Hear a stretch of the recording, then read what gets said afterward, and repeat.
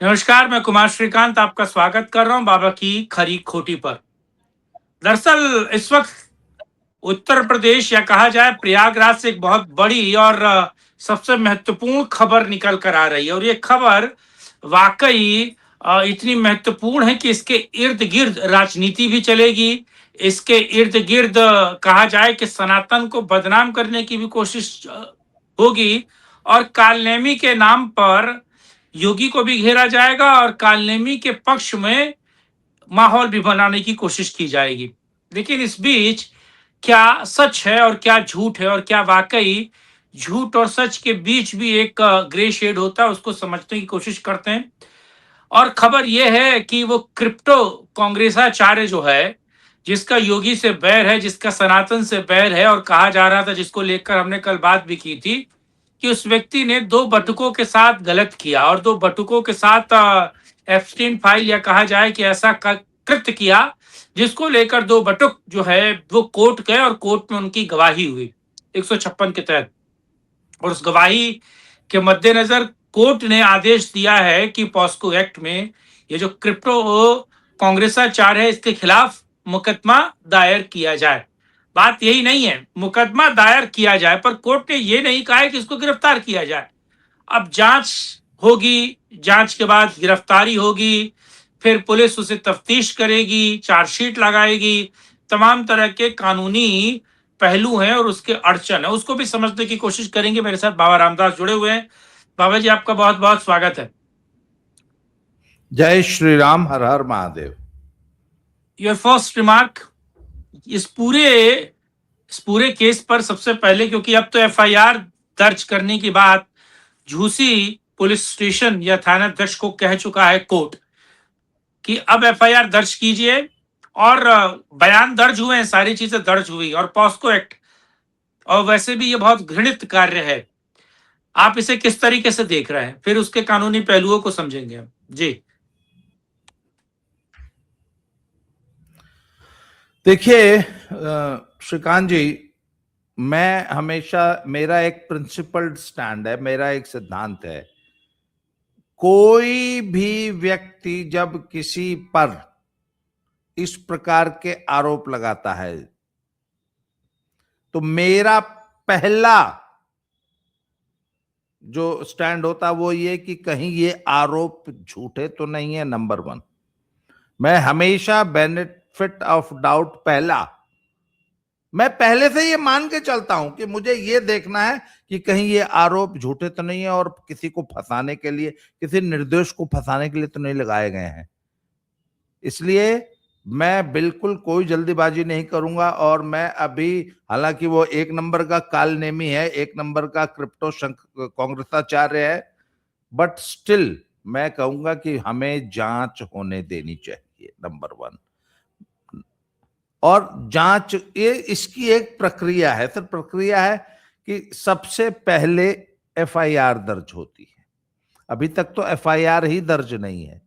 तो आज जो कोर्ट ने आदेश दिया है ना सर, ये एफआईआर दर्ज करने के लिए दिया है और कोर्ट ने बाकायदा 2 हियरिंग, कम से कम 2 हियरिंग और 15, 20, 25 दिन का समय लिया है, तब जाके जो है आज के आदेश में उसने पुलिस को कहा है कि एफआईआर दर्ज कीजिए और निष्पक्ष जांच कीजिए। मैं मुकदमे के मेरिट पर कोई टिप्पणी नहीं कर रहा हूं और मैं किसी गिरफ्तारी का आदेश नहीं दे रहा हूं, और यही उचित है, एकदम न्यायपूर्ण तरीका है ये, कि अभी तक तो ये तय नहीं हो रहा था कि एफआईआर भी होगी कि नहीं होगी। तो प्रथम दृष्टया जज को यह लगा कि केस तो बनता है और जांच करने लायक है। अब सर देखिए, मैं हमेशा से एक बात कहता हूं कि वही न खाता न बही, जो कंप्लेनेंट कहे वो सही। आप याद कीजिए, मैं पहलवानों वाले केस में भी मैं हमेशा एक ही बात कहता था कि भैया आरोप तो कोई भी किसी पे भी लगा देगा, आरोप मेरे पर कोई भी लगा सकता है, आपके ऊपर लगा देगा, किसी पे भी लगा देगा आरोप। क्या कोई प्रूफ है? प्रूफ कौन है? प्रूफ में क्या है? अच्छा, इस केस में भी कोई बच्चों का मेडिकल तो हुआ नहीं है, जो कुछ भी है बच्चों के बयान पे ही है ना। क्यों? बच्चों के बयान के हाँ अलावा हाँ। कोई प्रूफ तो है अभी तक तो सामने आया नहीं है। तो सर पुलिस यही जांच करेगी कि क्या इसमें कोई एविडेंस है या सिर्फ हम्म बच्चों के बयान पर ही सब कुछ हो।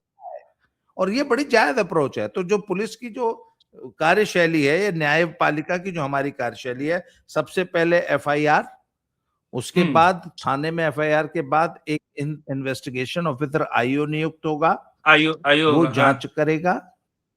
हम्म वो कालनेमी को बुलाएगा अपने यहाँ हम्म। कि हाँ जी कालनेमी जी बताओ, आपके ऊपर ऐसे आरोप हैं। फिर कालनेमी अपनी बात कहेंगे, हाँ, अपना कालनेमी उस पक्ष वक्त रखेंगे अपने थे कि नहीं वकीलों के थे। साथ। उसके बाद जांच होने के बाद पुलिस ये तय करेगी कि गिरफ्तारी की जरूरत है कि नहीं है। हम्म अच्छा, हर केस में गिरफ्तारी होती भी नहीं है, ये भी ध्यान रखिए। हम्म ये सुप्रीम कोर्ट का ऑर्डर है कि हर एक, जब एक्यूज्ड कोऑपरेट कर रहा है, कोऑपरेट हम्म। कर रहा है जांच में, और ये कह रहा है कि जब आपकी जरूरत होगी तब मैं आऊंगा, तब पुलिस गिरफ्तारी नहीं करती है। और ये न्यायपूर्ण है। गिरफ्तारी की जरूरत तब होती है जब बहुत हीनियस क्राइम हो और ये डर हो कि यदि इस एक्यूज्ड को खुला छोड़ा गया तो ये ऐसे अन्य और क्राइम भी कर सकता है।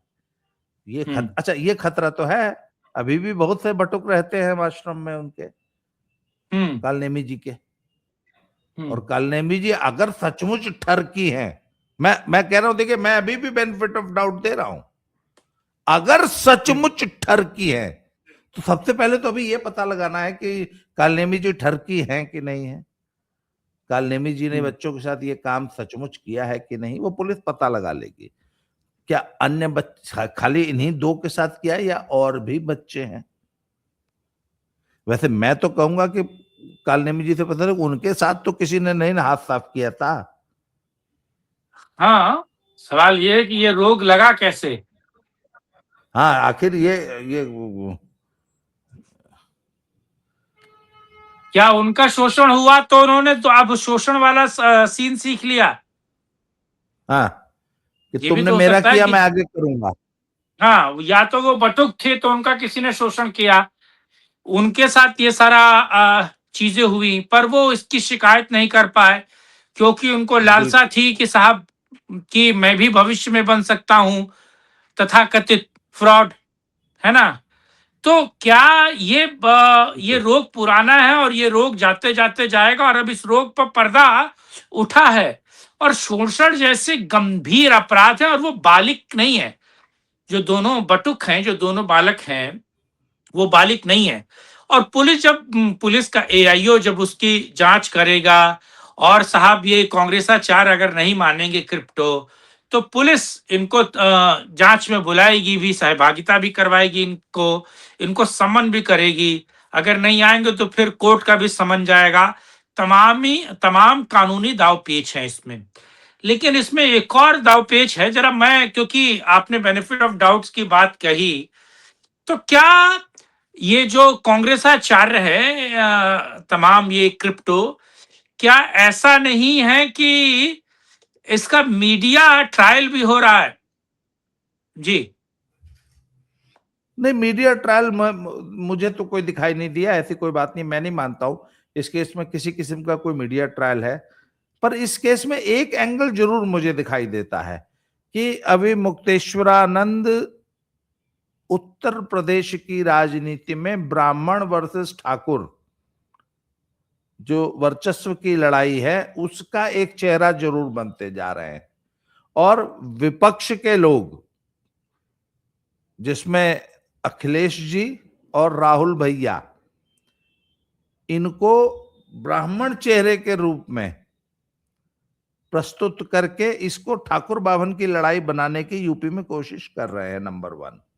Number two, how John Pathak हैं, ब्रजेश। जो हम लोग हेरिया हेरिया जीरिया की हम लोग कल बात कर रहे थे, तो ब्रजेश पाठक, जो हाँ ब्रजेश पाठक की गंदी राजनीति है, वो जो बटुकों को बुला के जो पूरी खीर खिला रहे थे, बहुत अच्छी बात है, खिलाना चाहिए, पर वो जो कह रहे थे कि बटुकों की शिखा पकड़कर जो पिटाई की गई है वो महापाप है, वो किसको सुना रहे थे, वो किसकी तरफ इशारा कर रहे थे, और बीजेपी में ऐसा क्यों हो रहा है, ये एक जरूर चिंता का विषय है।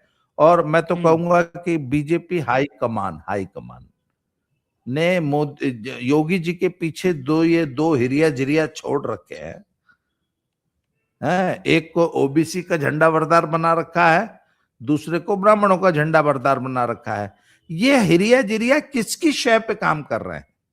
आपने कभी वो, आप शायद डॉग लवर नहीं है, मैं हूं डॉग लवर। जो डॉग्स होते हैं उनको पकड़ बैठा, कुछ डॉग्स को ट्रेनिंग दी जाती है, हमारे पास था, वो जरा सा भी इशारा कर दो ना तो वो एकदम पीछे पड़ जाता था और बहुत बुरी तरह काटने लगता था। तो ये हिरिया जिरिया को किसने पाल रखा है, नंबर 1, और हिरिया जिरिया किसके इशारे पर भौंक और काट रहे हैं? आपको ये नहीं चिंता का विषय लगता कि उत्तर प्रदेश में ये जो राजनीति है ये गलत है? चिंता का तो विषय है ही, क्योंकि देखिए अगर 2022 के चुनाव का आंकड़ा देखिए तो 100 में से 93 ब्राह्मणों ने योगी को वोट किया, बल्कि उसके 6% कम 87% ठाकुरों ने योगी को वोट किया। तो यानी कि ब्राह्मण अभी भी एकजुट योगी को या मोदी को सेंटर में वोट कर रहे हैं। और एक तरीके से मैं इसे एक दूसरी दृष्टि से भी देख रहा हूं बाबा जी, कि यूजीसी वाले ने, यूजीसी ये जो कुकर्म हुआ, मैं तो इसे कुकर्म और कुकृत ही कहूंगा, इसने ब्राह्मणों और ठाकुरों में एक जो खाई थी उसे पाटने की कोशिश की। यानी कि जो वो आपस में लड़ते थे बहुत सारे मुद्दों पर, बहुत सारी चीजों पर, यूजीसी ने उनको एक साथ कर दिया, क्योंकि उसमें सबसे ज्यादा दोहन और सबसे ज्यादा कानूनी तरीके से भेदभाव यूजीसी में इन दोनों के साथ हो रहा था। तो जो संघर्ष हुआ, भले वो सोशल मीडिया पर हो या फिर वो स्टेट पर हो या वो सड़क पर हो, ये दोनों एक साथ आ गए। तो ये एक तरीके की खतरे की घंटी लग रही थी। तो फिर इस खाई को, इस जुटान को या इस मिलाप को बांटने की कोशिश इन तमाम हथकंडों और क्रियाकलापों से की जा रही है। इसको दूसरे तरीके से यह भी देखा जा सकता है, वोट बैंक की राजनीति के अनुसार। आपने बिल्कुल सही कहा कि इन हिरिया जिरिया को एक तरीके से खुली छूट कौन देता है अनर्गल बयानों को करने को लेकर, बहुत कुछ बोलने को लेकर, और तमाम साम दाम दंड भेद की राजनीति करने के लिए इनको स्वतंत्र कौन कर रहा है, इसकी भी एक मुझे लगता है न्यायिक जांच होनी चाहिए। लेकिन इसके अलहदा मैं आपसे अगर एक चीज पूछूं, क्या इसका इम्पैक्ट या इसका इफेक्ट उत्तर प्रदेश की राजनीति पे पड़ेगा, और खास तौर से बाबा पे पड़ेगा? क्योंकि इसको पूरी राजनीति या पूरा मीडिया या सोशल मीडिया दो ही पक्ष की तरफ देखेगा, कि एक व्यक्ति ये कहेगा ये बाबा बनाम कांग्रेसाचार्य है, दूसरा ये कहेगा ये कांग्रेसाचार्य बनाम बाबा है। इसमें बटुक साइडलाइन हो जाएंगे, क्योंकि जब कानून व्यवस्था की बात आएगी, न्याय व्यवस्था की बात आएगी, तो इसको मुद्दा बनाया जाएगा और कहा जाएगा कि इसकी हंटिंग की जा रही है, पॉर्चिंग की जा रही है, बड़ा मासूम है ये। जी।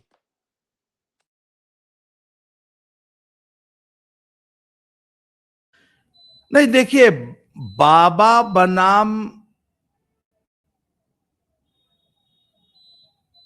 कालनेमी तो है मामला। कालनेमी और बाबा भिड़ गए हैं, और बाबा कहीं से भी जो है अपोलोजेटिक या पीछे हटने को तैयार नहीं है, और बाबा ने तो दो दो हाथ कालनेमी के साथ करने की ठान ली है और कर रहे हैं।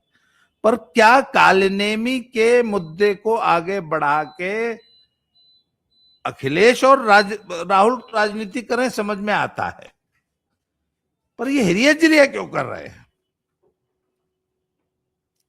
सोचने वाली बात यह है कि ये क्यों कर रहे हैं, ये किसकी शय पे कर रहे हैं। और तीसरी बात है, आपने कहा कि यूजीसी के जरिए ठाकुर ब्राह्मण की खाई को पाटने की कोशिश की, परंतु दलितों और ओबीसी के साथ जो खाई थी उसको बढ़ा दिया गया। योगी जी ने जो बटोगे तो कटोगे का नारा देकर पूरे वृहद हिंदू समाज को जोड़ने की मुहिम शुरू की थी और उसमें काफी हद तक कामयाब होते दिख रहे थे, उसको मोदी जी ने वो रिफ्ट जानबूझ के पैदा किया। मैं तो कहता हूं जानबूझ के। It was a very well planned operation. Modi ji को लगता था कि ठाकुर बाभन कहां जाएंगे, वो तो अपने है ही हैं, थोड़े से दलितों को और ओबीसी को यूजीसी गाइडलाइंस के नाम पे जोड़ लिया जाए या खूब हल्ला गुल्ला मचाया जाए, खूब बहुत हल्ला होगा तो जरूर थोड़ी सी रीअलाइनमेंट होगी वोट बैंक की। कहीं इससे नुकसान तो नहीं हो गया? आपको क्या लगता है? मुझे लगता है कि ये ठाकुर बाभन वोट कहीं नहीं जाएगा, दलित और पिछड़ा आ जाएगा, 2-4% का फायदा होगा, ये सोच के कहा गया था। पर जो गुस्सा दिखाई दे रहा है सवर्णों में, वो तो बहुत ज्यादा डैमेजिंग है। तो आपको तो क्या लगता बैकफायर है? कर गया ना। मोदी जी से इस उम्र में डिसीजन लेने में गलती हुई या वो गलत बैकफायर कर गया है, बूमरैंग हो गया? अगर हो गया है नहीं तो फिर देखिए, गलती सुधार लो भाई। अरे सवर्णों से को पुचकार लीजिए ना, पुचकारते भी नहीं दिख रहे हैं। जो उनका जो आईटी सेल है वो तो अभी भी कह रहा है कि नहीं यूजीसी गाइडलाइन बहुत अच्छी है। जो यूजीसी गाइडलाइन का विरोध कर रहा है वो समाजवादी पार्टी से पैसा लेके कर रहा है। मोदी के चमचे तो इसी लाइन को आगे बढ़ा रहे हैं, जबकि दरअसल हम इसमें कहते एक हैं कि और नहीं बात आपसे है। गलती हुई, सवर्ण तो माफी मांगते। जी मैं इसमें एक और बात कह रहा हूं। दरअसल अगर आगे कुआं पीछे खाई, यानी कि आपने सांप के मुंह में छुछुंदर आ गया, अगर वो उससे निकल लेता है तो वो उसके जहर से मर जाएगा, अगर वो उसे उगल देता है तो अंधा हो जाएगा। तो एक ऐसा तीर ले लिया है जिसको आप मुझे लगता है कि मुझसे आप बेहतर समझते होंगे। आपको पता है, जब किसी के क्राइम सीन हमने हमने जब क्राइम स्टोरीज कवर की हैं और चीजें समझी हैं, तो अगर आप किसी के पेट में चाकू मारते हैं, सपोज कीजिए आपने किसी के पेट में चाकू मारा, तो अगर आप उस चाकू को वापस खींच लेते हैं तो उसकी अतड़ियां पतड़ियां बहुत सारी चीजें कट जाती हैं, डैमेज बड़ा हो जाता है। और उस चाकू को वहीं पड़े रहने देते हैं तो मुझे लगता है कि और घाव गहरा होता जाता है।